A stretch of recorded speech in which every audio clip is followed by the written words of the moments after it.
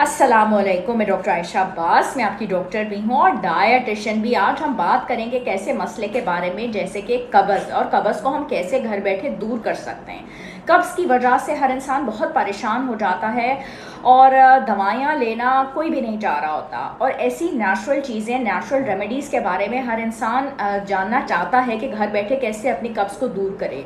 और यकीन करें कि अगर हम सिर्फ अपनी लाइफस्टाइल मॉडिफिकेशन कर लेते हैं, थोड़ी सी चेंजेस अपनी ज़िंदगी के अंदर ले आते हैं और ऐसी डाइट फॉलो कर लेते हैं, तो हमें किसी किस्म की भी मेडिसिन की ज़रूरत नहीं होती। जैसे कि हम अपनी लाइफस्टाइल मॉडिफिकेशन के अंदर अगर सिर्फ और सिर्फ मेडिटेरेनियन डाइट को ही फॉलो करें।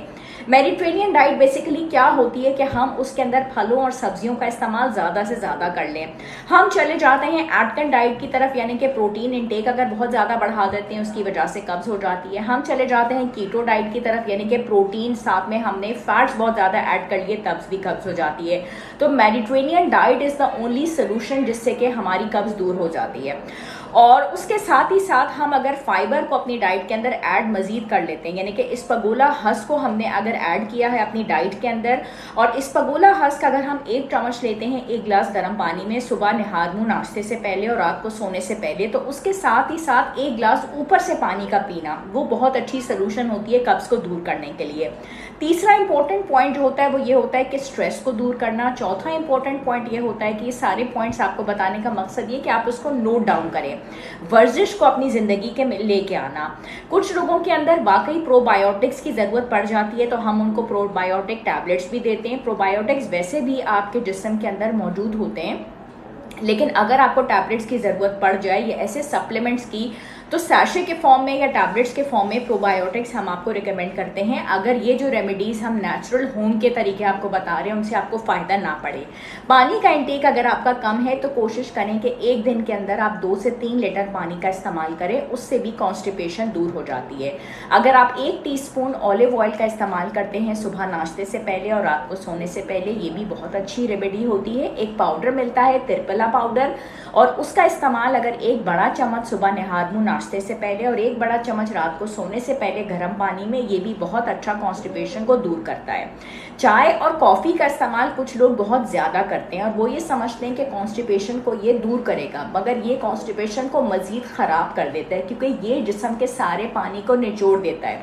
हाँ, अगर चाय और कॉफ़ी के 1 कप के साथ आप मज़ीद 2 गिलास पानी का इस्तेमाल करते हैं तो that is a good solution. उसके अलावा आपने ये सोचना है कि एक दिन के अंदर 20 से लेकर 35 ग्राम फाइबर का इस्तेमाल ज़रूर होना चाहिए। आलू बुखारे का जो रस होता है वो एक बहुत अच्छी सोल्यूशन होता है, अगर आप इसको पी लेते हैं तो ये भी कॉन्स्टिपेशन को बहुत अच्छे तरीके से दूर करता है। दूसरी जो इम्पोर्टेंट बात है वो ये है कि जब आप अपने लाइफस्टाइल की मॉडिफिकेशन कर रहे हैं तो आप ये ज़रूर जानने की कोशिश करें कि कॉन्स्टिपेशन किस तरीके से है। हम हिस्ट्री टेकिंग में ये ज़रूर पूछते हैं कि आप हफ्ते में 3 दफ़ा गए स्टूल पास करने के लिए, आपका स्टूल जो है वो बहुत ज़्यादा सख्त था, आपको ये फीलिंग होती है कि आपको स्टूल पास हो रहा है, क्या फीलिंग होती ही नहीं है। और जब भी आपको ये फीलिंग हो कि आपको स्टूल पास करना है तो उसमें आप ताख़ीर ना करें। हर खाना खाने के बाद ज़रूर आप ये कोशिश किया करें कि आप जाके अपना स्टूल पास करें।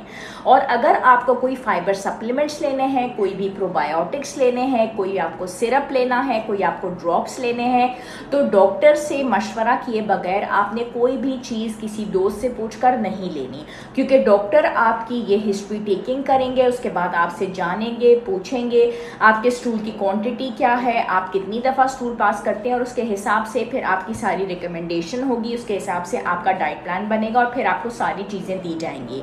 तो ये सब चीज़ें जानना बहुत ज़्यादा ज़रूरी होता है। और जिस तरीके से मैंने आपको लाइफस्टाइल मॉडिफिकेशन के बारे में बताया है, पानी पीने के बारे में बताया है, और जिस तरीके से आपकी डाइट के अंदर फलों और सब्जियों को ऐड किया है, पानी की क्वांटिटी को बढ़ाया है, दालों को भी आप बढ़ाइए, गोश्त को ज़रा कम कीजिए, अंडों को ज़रा कम कीजिए, इन चीज़ों से इंशाल्लाह ताला आपको बहुत फ़र्क पड़ जाएगा।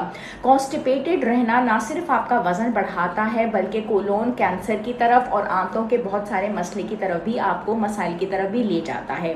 जो लोग मुझसे रब्ता करना चाहते हैं, मिलना चाहते हैं क्लिनिक में, तो मैं सैटरडे मंडे होती हूँ 3 से 5, जो मेरा 6 से 8 फर्स्ट फ्लोर प्लाजा मॉल 2 तलवार क्लिनिक पे, और उसके अलावा 4 से 6 बजे बहादराबाद में मैं होती हूँ, 4th फ्लोर के अंदर होती हूँ मैं, कमरा नंबर 401 में, अल खलीज टावर्स में।